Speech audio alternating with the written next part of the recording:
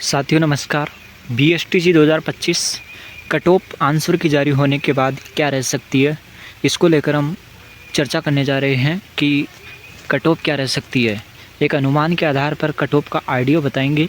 हालांकि विभाग की तरफ से कोई कट ऑफ जारी नहीं होती है। हमने आपको आंसर की जारी नहीं होने के बाद भी, यानी कि जब आपका पेपर हुआ था उसके बाद हमने आपको कट ऑफ बताई थी, और अब आंसर की जारी होने के बाद लगातार अभ्यर्थी सवाल कर रहे हैं कि कट ऑफ बता दीजिए। तो आपके सामने एक बार फिर से वीडियो अपलोड कर रहा हूं, जिसमें हम बात कर रहे हैं आंसर की जारी होने के बाद कट ऑफ क्या रह सकती है। कैटेगरी वाइज हम आपको बताएंगे। वीडियो ज़्यादा लंबा नहीं रखेंगे, इसलिए जल्दी मैं आपको सारी कैटेगरी की कट ऑफ बता देता हूँ। उसी के आसपास आपकी कट ऑफ रह सकती है। लेकिन एक बात आपको बता दूं, नॉर्मलाइजेशन की प्रक्रिया इसमें सबसे अहम रोल निभाने वाली है। जिस भी अभ्यर्थी के आपको लग रहा है कि 450 नंबर आ रहे हैं, क्या उनको कॉलेज हो जाएगा अलॉटमेंट या नहीं होगा, तो यह सब अब नॉर्मलाइजेशन पर डिफरेंट करेगा। क्योंकि नॉर्मलाइजेशन अच्छे के छक्के छुड़ा देती है।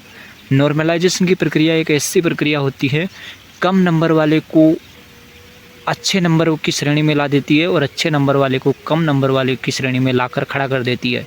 तो किसी भी अभ्यर्थी को कहीं पर भी ले जाकर टिका सकती है नॉर्मलाइजेशन की प्रक्रिया। और याद कीजिएगा, पशु परिचर भर्ती, जिस भर्ती के अभ्यर्थी आज भी खून के आंसू रो रहे हैं, लगभग 35 नंबरों का अंतर हुआ है पशु परिचर भर्ती के अंदर। अब सोचिएगा, वहाँ पर तो एक क्वेश्चन 1 नंबर का था और नॉर्मलाइजेशन की प्रक्रिया लागू हुई।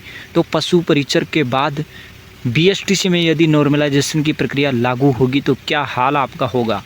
यहाँ पर तो एक सवाल 3 नंबर का है, यहाँ पर क्या हाल होगा।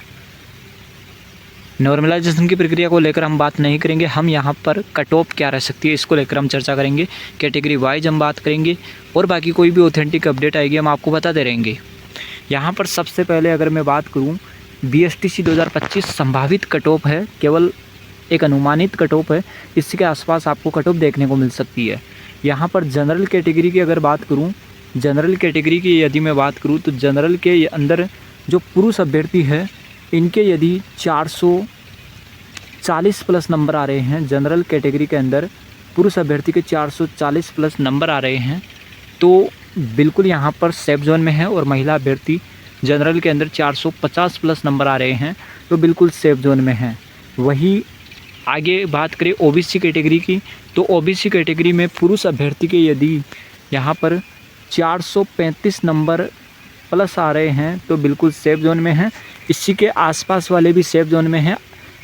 इससे कम नंबर है तो आप ये मानकर नहीं चले कि आपका कॉलेज आवंटन नहीं होगा, बल्कि आपको भी कॉलेज आवंटन हो सकता है यदि कट ऑफ डाउन रही तो। और OBC की महिला अभ्यर्थी 440 प्लस यदि आपके नंबर आ रहे हैं, तो आपको बिल्कुल सेफ जोन में हैं।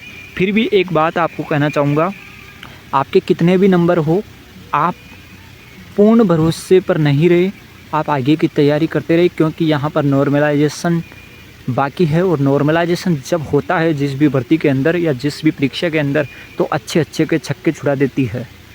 यहाँ पर आगे बात करें EWS कैटेगरी के अंदर, तो EWS कैटेगरी के अंदर जो पुरुष अभ्यर्थी है, इनके 420 प्लस नंबर आ रहे हैं, तो उनको कॉलेज आवंटन हो सकता है। और महिला अभ्यर्थी EWS के अंदर 430 प्लस नंबर आ रहे हैं, तो उनको कॉलेज आवंटन हो सकता है।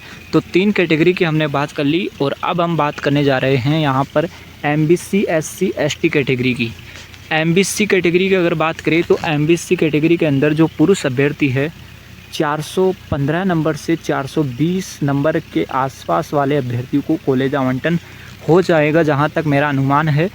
और MBC कैटेगरी के अंदर महिला अभ्यर्थी 420 प्लस वाली महिला अभ्यर्थी को कॉलेज मिल जाएगा। SC कैटेगरी की बात करें तो SC कैटेगरी के अंदर इस बार कड़ा मुकाबला होने जा रहा है। 420 से 425 नंबर के बीच SC कैटेगरी की कट ऑफ रहने की संभावना है पुरुष अभ्यर्थी की, और महिला अभ्यर्थी 425 के आसपास जाने की कट ऑफ संभावना है SC के अंदर। आगे बात करें ST कैटेगरी की, तो ST कैटेगरी में पुरुष अभ्यर्थी 410 के आसपास रहने की संभावना है। पुरुष अभ्यर्थी 410 प्लस यदि आपके नंबर आ रहे हैं तो आपको कॉलेज मिल जाएगा, और महिला अभ्यर्थी 415 नंबर से 420 नंबर के बीच यदि आपके नंबर बन रहे हैं तो आपको कॉलेज मिल जाएगा। तो यह हमने हर एक कैटेगरी की बात कर ली। ये केवल अनुमानित आंकड़ा है, अभी नॉर्मलाइजेशन की प्रक्रिया बाकी है। नॉर्मलाइजेशन की प्रक्रिया जब होती है तो हर स्टूडेंट का छक्के छुड़ा देती है। जो अभी आपको लग रहे हैं कि 390 नंबर आ रहे हैं, हमें कॉलेज नहीं मिलेगा, तो वे अभ्यर्थी मायूस नहीं हुए। नॉर्मलाइजेशन की प्रक्रिया के माध्यम से देखा जाता है ज़्यादातर भर्तियों में जिनके कम नंबर आते हैं उनके नंबर बढ़ जाते हैं, और जिनके नंबर अधिक आते हैं उनके नंबर घट जाते हैं। ये पेपर के लेवल के अनुभव के आधार पर होता है। अब पेपर का लेवल आप भी तय नहीं कर सकते, मैं भी तय नहीं कर सकता। यहाँ पर विभाग तय करता है कि किस पारी का पेपर हार्ड था और किस पारी का पेपर यहाँ पर सरल था। तो आपको तो मालूम है, लेकिन विभाग पता नहीं किस आधार पर पेपर का लेवल तय करता है, ये विभाग जाने। और कट ऑफ को लेकर या फिर मार्क्स को लेकर आपको बता दूं, विभाग की तरफ से कोई भी जानकारी नहीं दी जाती है कि क्या कट ऑफ रही है, क्या इतने नंबर वाले को कॉलेज मिला है, कुछ भी जानकारी नहीं दी जाती है। केवल कॉलेज आवंटन कर दिया जाता है, फिर उस आधार पर हम एक अनुभव के आधार पर पता लगा सकते हैं। तो जैसे ही कोई अपडेट आएगी हम आपको बताते ही रहेंगे। रिजल्ट आपका 18 जून को जारी हो रहा है। आपकी प्री आंसर की जारी हो चुकी है, अब फाइनल आंसर की 12 जून को जारी होगी। यदि आपको किसी भी प्रश्न पर कोई भी आपत्ति हो तो आप आपत्ति दर्ज करवा सकते हैं, आपको तय समय दिया गया है। तो ये थी महत्वपूर्ण जानकारी। बाकी जो भी आएगी अपडेट हम आपको बताते रहेंगे। चैनल पर सब्सक्राइब कर लीजिए और बेल आइकन को दबा लीजिए।